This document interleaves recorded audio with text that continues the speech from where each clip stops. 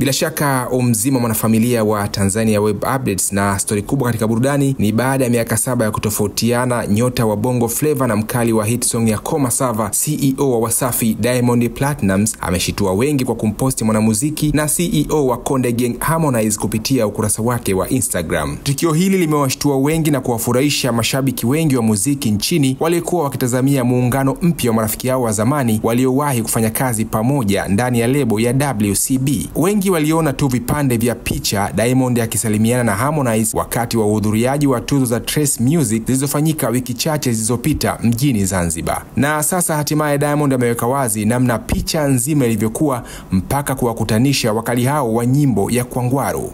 Je, hii ni ishara ya mwisho wa beef baina ya wawili hao? Wengi wana matumaini ya kuona ushirikiano mpya kati ya mastaa hao wawili wa muziki nchini ambao wana fanbase kubwa ya mashabiki. Usiache kusubscribe, kushare, kulike na kucomment ili uwe wa kwanza kupata taarifa mbali za burudani kutokea hapa Tanzania Web Updates.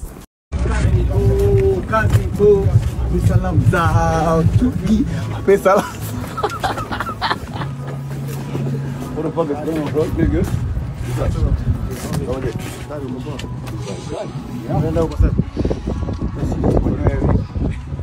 Ele kama trust ni yangu. Hapo nyumbani lazima tupe sababu ya kurudi tena.